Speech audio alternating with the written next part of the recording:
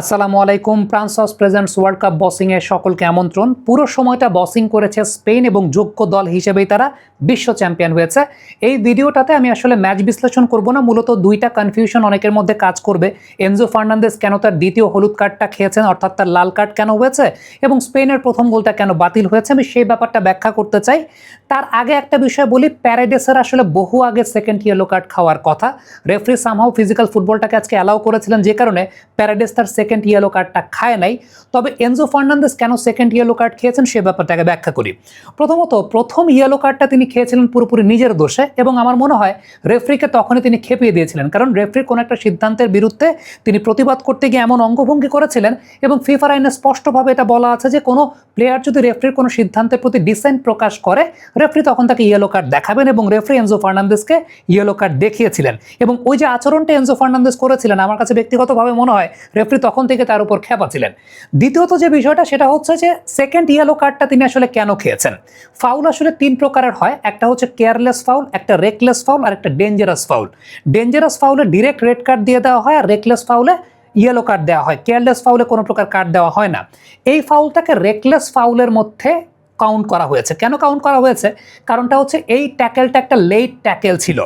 Cubarsi মূলত বলটাকে যখন ক্লিয়ার করে ফেলেছিলেন, বা বলটাকে যখন তিনি পাস দিয়ে ফেলেছিলেন, তারপরে এনজো ফার্নান্দেজের পাটা গিয়ে আঘাত করেছিল কুবার্সির পায়ে। এখন এটা তিনি বলে চার্জ করতে যান, কিংবা বলে চার্জ তিনি না করতে যান, কিংবা ইচ্ছা করেই ফাউল করেন না কেন, ধরে নিচ্ছি যে ইচ্ছা করে তিনি ফাউল করেন নাই, তিনি এটা বলেই চার্জ করতে গিয়ে আসলে ফাউলটা হয়েছে। সেক্ষেত্রে মূলত কুবার্সি বলটাকে ছেড়ে দিয়েছেন। ছেড়ে দেওয়ার পরে যেহেতু এটা একটা লেট ট্যাকেল হয়েছে, সো এটা রেকলেস ট্যাকেলের অন্তর্গত, এবং রেকলেস ট্যাকেল এই বিষয়টা স্পষ্টভাবে আইনে বলা আছে, তা হচ্ছে যদি কোনো খেলোয়াড় প্রতিপক্ষের খেলোয়াড়ের শারীরিক ঝুঁকির তোয়াক্কা না করে বেপরোয়া চ্যালেঞ্জ করে, তাহলে সেটা হলুদ কার্ডের অপরাধযোগ্য। অর্থাৎ অপোনেন্টের শারীরিক ঝুঁকির তোয়াক্কা না করেই এই চ্যালেঞ্জটা করা হয়েছে, এবং সবচেয়ে ইম্পর্টেন্ট ব্যাপার, সেটা একটা লেট ট্যাকেল হয়েছে। বলটা ছেড়ে দেওয়ার পরে যখন ট্যাকেলটা হয়েছে, এটা রেকলেস ট্যাকেলের মধ্যে পড়েছে এবং ইয়েলো কার্ড হয়েছে। প্রাণ সসের মাখামাখি টেস্ট নুডলসকে করে তোলে আরো ইয়ামি, আরো জোস। প্রাণ সস, সসের বস। এবারে সত্যি কথা বলতে, আর্জেন্টাইন সাপোর্টার যারা, আমার হয়তো বা এই মতের সঙ্গে মিলবে না, কমেন্টে এসে অনেক কিছু কথাবার্তা বলবেন। আপনাদের জন্য আসলে স্পেনের প্রথম গোলটা কেন বাতিল হয়েছে সেই বিষয়টা যদি বলি, সেই বিষয়টা হচ্ছে মূলত আপনি এই ফ্রেমটা, যে ফ্রেমটা আমি আপনাদেরকে দেখাচ্ছি, বলের গোলটার বিল্ড আপের সময়টায় এটা ইচ্ছাকৃত হোক বা অনিচ্ছাকৃত হোক, মিকেল মেরিনো আসলে ডিফেন্ডারকে পাড়া দিয়েছেন।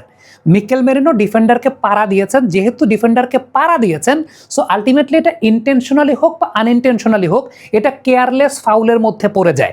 এবং কেয়ারলেস ফাউল মানে তো ফাউল, এক্ষেত্রে কোনো কার্ড দেখানো হয় নাই, কিন্তু সেটা একটা কেয়ারলেস ফাউল হয়েছে। এবং আফটার দ্যাট আসলে এরপরে গোল হওয়ার পরেও সেই গোলটাকে বাতিল করা হয়েছে, কারণ এই জায়গাটা এটা একটা কেয়ারলেস ফাউল ছিল।